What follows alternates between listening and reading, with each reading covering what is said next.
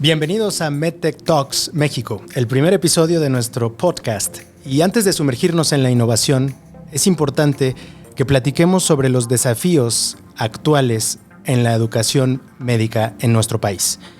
La medicina es un campo de constante evolución en el que los médicos buscan incansablemente actualizarse para poder ofrecer la mejor calidad en la atención. Y para el episodio del día de hoy nos acompaña una mesa de lujo, efectivamente padrinos de este primer podcast.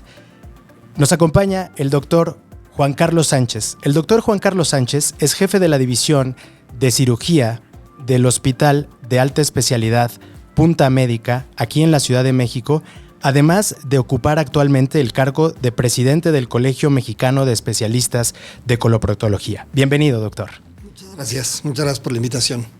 También nos acompaña el doctor José Juan Ortega, quien es médico cirujano, cardiólogo e internista y actualmente ocupa el cargo de director de enseñanza e investigación de Hospital Ángeles Health System. Bienvenido, doctor. Muchas gracias por la invitación. Nos acompaña también el doctor Luis Hernández López, quien es subdirector de reproducción humana para el Instituto Nacional de Perinatología, así como maestro de epidemiología por el Instituto Nacional de Salud Pública. Bienvenido, doctor. Muchas gracias, Víctor. Gracias. Y para completar esta mesa de lujo, nos acompaña el doctor Santiago Nava. El doctor Santiago es especialista en cardiología clínica del Centro Médico ABC. El doctor es médico cirujano formado en la Universidad Anáhuac, así como especialista en cardiología clínica por parte de la Universidad Nacional Autónoma de México. Bienvenido, doctor. Gracias. Bueno, y para tener una perspectiva experta de nuestros invitados, el día de hoy hablaremos de los desafíos en la educación médica. Para iniciar, doctores, ¿nos podrían compartir cuáles son, desde su visión, los desafíos en la educación médica continua y por qué debemos innovar en este ámbito? Sí, gracias, Vic. Los desafíos futuros para la educación médica creo que surgen de lo que hemos vivido todos nosotros a lo largo de nuestro proceso personal y con nuestros alumnos, en donde seguramente todos hemos tenido la sensación triste de que la enseñanza que brinda el profesor no puede alcanzar a todos los educandos. Entonces es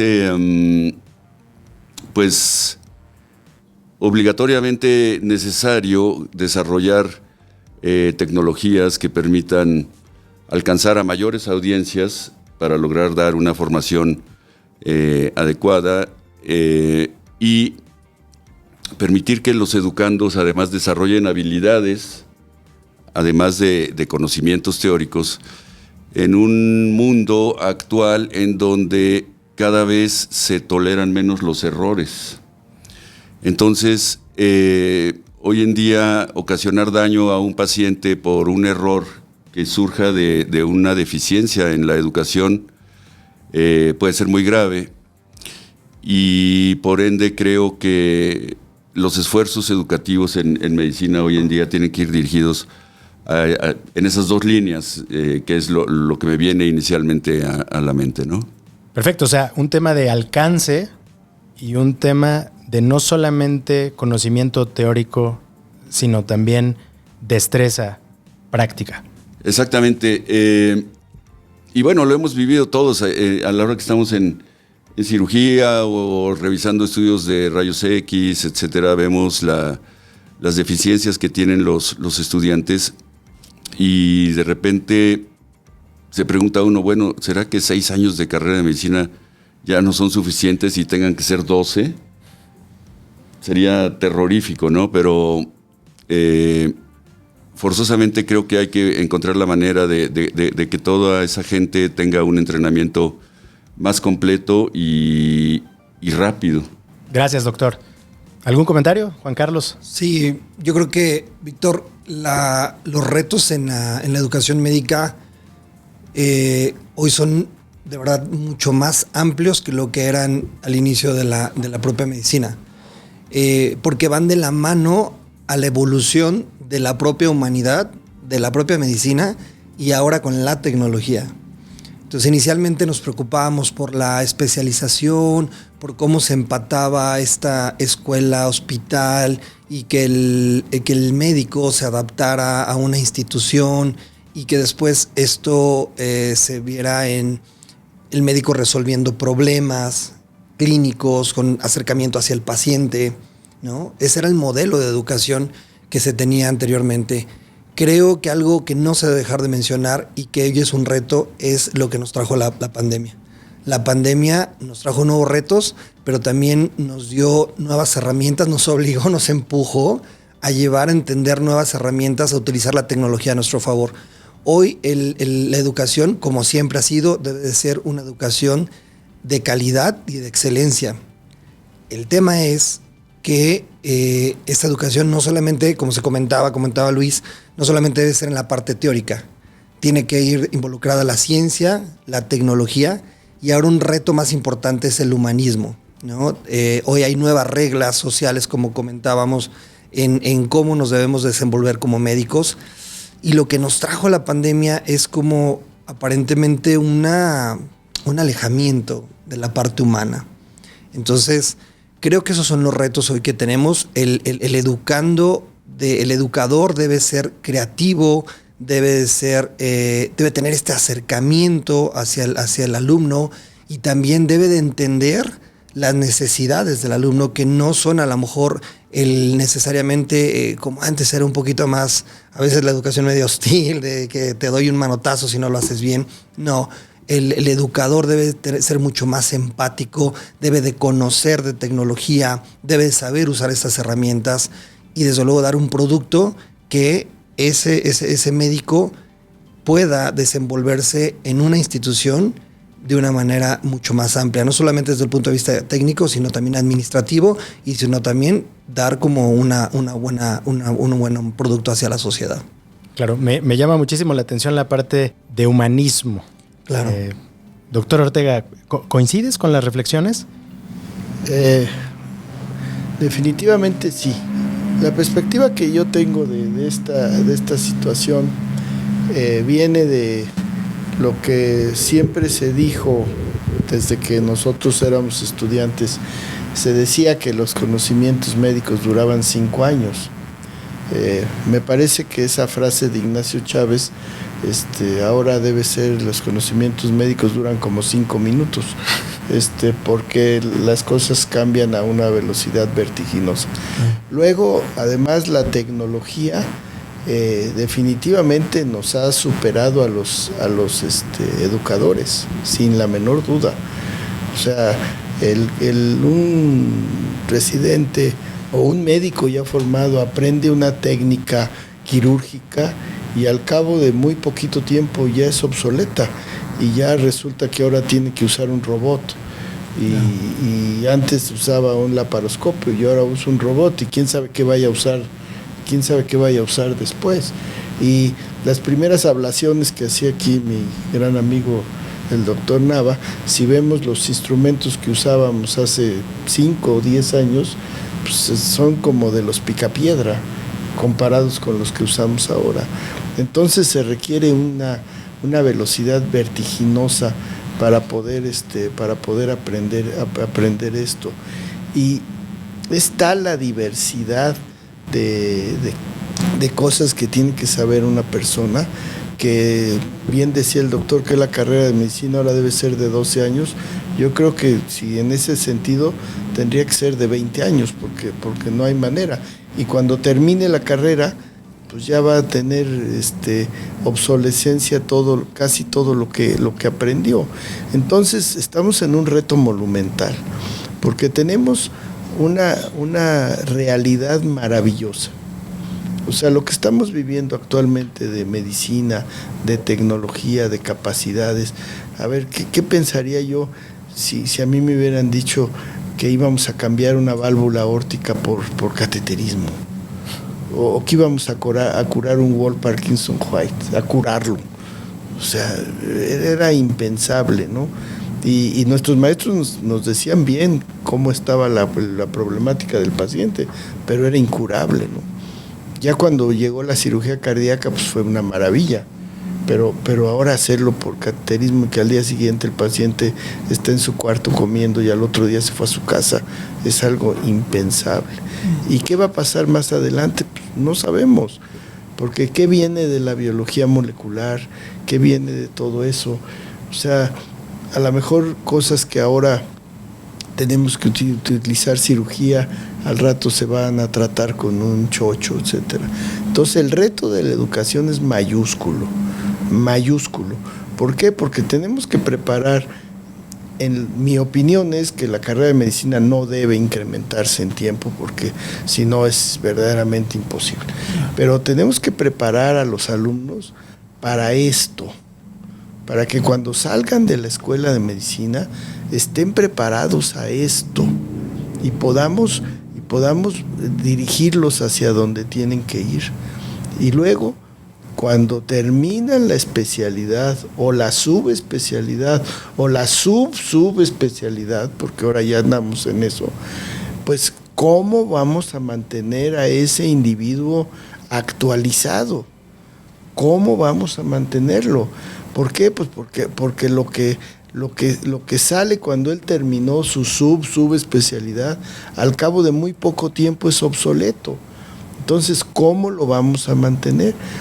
Tenemos unas herramientas maravillosas para mantenerlo y creo que es lo que debemos usar. Pero ojo, y el doctor ya hizo un comentario que me parece toral. La medicina es una actividad humanística. La medicina debe de tener las reglas éticas y morales desde que se fundó y no obstante la enorme tecnología que tenemos, perder eso. Porque justamente ahora no se permiten errores. Tenemos la medicina más eficiente de la historia de la humanidad y tenemos las quejas mayores en la historia de la humanidad. Entonces, ¿cuál es esa situación? La falta de humanismo. ¿Cuál es esa situación? La falta de humanismo. O sea, lo que pasa es que la iatropatogenia más frecuente no es la física, es la psicológica. Claro. Y esto es desde cómo recibes a un paciente, desde cómo le hablas, desde cómo le das una noticia, y en eso nos estamos formando mucho a la Así es, por eso aquella cosa que decía, el primer acto médico es darle la mano al paciente. Hablarle de su nombre. Y eso no lo debemos perder los médicos, y menos los educadores. Porque ahora los educadores realmente tienen que ser educadores, no informadores. En la actualidad, en un celular, un alumno, un residente, un especialista tiene prácticamente toda la información que necesita. En una computadora casi con acceso libre puede tener plataformas extraordinarias de simuladores y cosas que puede utilizar. Entonces, ¿cuál es la labor del maestro? Formar. Esa es la labor del maestro, formar. Sí. Y para el maestro, déjame cerrar la idea, por favor. Y para el maestro es una responsabilidad brutal. Porque el formar, para mi manera de ver la vida, está en el ejemplo. Ahí está el formar. Todo lo demás es retórica. Sí, por favor. Yo creo que más allá de volvernos guía, maestro así, el alumno así, solo se vuelve un facilitador, ¿no? Sí. No, yo no digo que el maestro está acá y el alumno acá. Claro. No, el maestro y el alumno deben estar acá. A eso me olvida. Claro. Y lo que yo quiero como maestro es que mis alumnos me enseñen. Exacto. Soy muy egoísta, pero por ahí no va la cosa. Pero creo que sí, un maestro que no forma es un maestro que no va a servir de mucho. ¿Por qué? Porque la información ya está en otro lado. La información ya está en otro lado. Claro que en un quirófano, por más simuladores que haya, por más cosas que haya en la nube, lo que pasa en el quirófano bajo la guía de un maestro, eso es insustituible. No sé qué piensen ustedes que son cirujanos. Totalmente. Pero yo estoy absolutamente seguro. Totalmente. Que no hay simulador que sustituya eso. Y no estoy diciendo con esto que no se utilicen los simuladores, al contrario. deben utilizarse y mucho más. Claro. No, y digamos, con base en sus comentarios, yo identifico claramente que hay un reto de alcance, es decir, cómo ponemos el conocimiento y cómo ponemos el entrenamiento y la educación al alcance de la mayor cantidad de profesionales de salud. 2, cómo hacemos que este conocimiento no solamente sea teórico, sea práctico. El mercado y el contexto cada vez más cambiante o con un cambio inmediato, y cómo preparamos a los profesionales para estar listos para este cambio constante. Y hay una palabra que acá me resuena, ¿no? Que es la parte de tecnología. Y creo que la tecnología contribuye y va a contribuir significativamente a aproximar estos retos en la educación médica. Y con esto me voy a ir con el doctor Nava. Doctor, ¿cuáles son algunas tecnologías emergentes que están transformando la educación médica en nuestro país? Gracias, Víctor. Bueno, yo te podría decir que parte de esos retos que están hablando ahorita van involucrados con la tecnología, ¿no? Estaba pensando yo ahora que comentaban todos ustedes que pues uno de los retos es profesionalización del educador, ¿no? ¿Cuántos educadores verdaderamente son profesionales de la educación? Muy pocos. Y en ese sentido también la tecnología entra en este mundo en donde tenemos que irnos actualizando, como decía Juan, y el mundo del alumno, en donde el alumno tiene herramientas que conoce muchísimo mejor y utiliza de forma más cotidiana de lo que utiliza el educador, ¿no? Y el reto que tiene el educador es estarse actualizando en esas tecnologías que ya usa el alumno para poder emplearlas y estar al nivel, como decían ahorita, al mismo nivel que el alumno, hablando en los mismos temas y utilizando esas herramientas. Y ahí es donde yo creo que la tecnología entra en muchos de estos esquemas de educación. Y bueno, donde definitivamente la pandemia nos enseñó a utilizar de alguna forma diferente la tecnología para poder transmitir los conceptos sin vernos directamente en un salón de clases, en un aula, en un cubículo con paciente directo. Y entonces yo te puedo decir, yo soy el jefe del Departamento de Electrofisiología del Instituto Nacional de Cardiología y tengo 10 fellows en formación de alta especialidad a mi cargo en el curso universitario, y decir cómo no perder el curso universitario. Pues bueno, me acordé que mis hijas estaban usando Classroom en el colegio, ¿no? Uh-huh. Y les dije, a ver, enséñame cómo funciona el Classroom, ¿no? Mis hijas, que en ese momento tenían 14, 12 y 8, ¿no? Y, pues sí, papá, pues mira, aquí hables Google y te metes al Classroom y puedes ver y las clases. Y bueno, me pasé una semana y media entendiendo cómo funcionaba la Classroom. Formé un Classroom para mis fellows y empezamos a transmitir las clases vía remota, los horarios, los calendarios, artículos, todo a través de esta plataforma digital que nos enseñó a pensar diferente y empezar a utilizar Zoom o Meet o todos estos canales de comunicación virtual para poder mantener contacto con los alumnos y no perdernos. Evidentemente para mí fue un esfuerzo mucho mayor que para los alumnos hacerlo, porque yo necesitaba actualizarme más rápidamente en estos sistemas. Y de ahí viene una explosión en tecnología virtual que en realidad ha costado mucho trabajo mantener ese ritmo y esa comunicación humana que decían ahorita. ¿Cómo mantengo el humanismo si me cierra la cámara el alumno? ¿No? No puedo tener contacto con ellos. ¿Cómo capturo la atención? ¿Cómo los cautivo?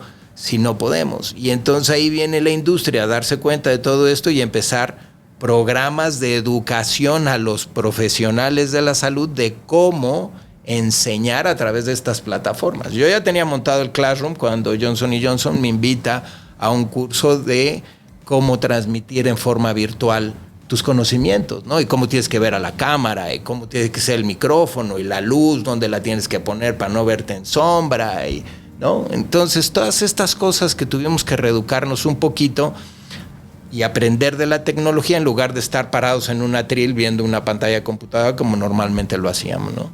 Entonces, creo que va ahí de los retos a la utilización de esta tecnología en cómo vamos a ir abordando un poquito la educación. Y luego ya viene, como decía Juan, pues tecnología de aplicación, ¿no? Y cómo le enseño a mis alumnos a aplicar esa tecnología, en donde seguramente más tarde vamos a hablar de simuladores, realidad virtual y todas estas cosas. Creo, Víctor, que con respecto a lo que preguntabas en relación a qué herramientas tenemos ya tecnológicas, creo que estamos apenas viendo el inicio del desarrollo de esto, y la verdad es que lo que hemos podido ya experimentar y utilizar es maravilloso. Y volviendo a mi concepto inicial, creo que desafortunadamente los que se van volviendo expertos es porque hemos ido cometiendo una barbaridad de errores a lo largo de la vida y hemos tenido complicaciones y problemas que queremos evitar a los siguientes. Entonces,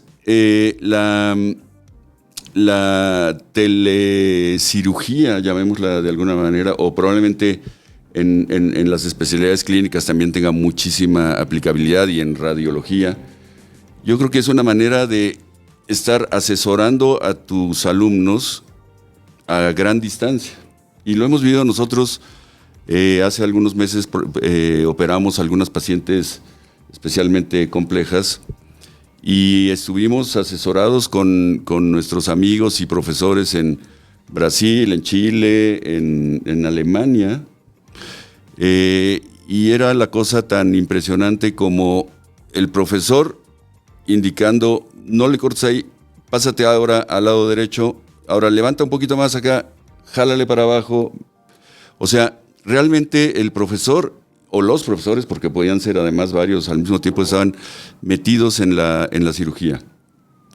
Entonces no solo era la aplicación no solo es la aplicación unidireccional del que está en la sala de operaciones y transmitiendo a un auditorio donde todo el mundo está viendo, algo que luego se le va a olvidar el 50% en menos de 12 horas, sino que el que está afuera puede estar ayudando a los que están metidos en la cirugía. Y eso, la verdad es que en mi mundo ideal, creo que va a ser una maravilla en un país en donde desafortunadamente habemos pocos especialistas, muy pocos subespecialistas, y todos amontonados en la Ciudad de México, en Monterrey, en Guadalajara, y hay mucha gente enferma y gravemente enferma en todo el país, y hay médicos que necesitan apoyo y enseñanza y guía todavía durante muchos años después de haber concluido la formación académica.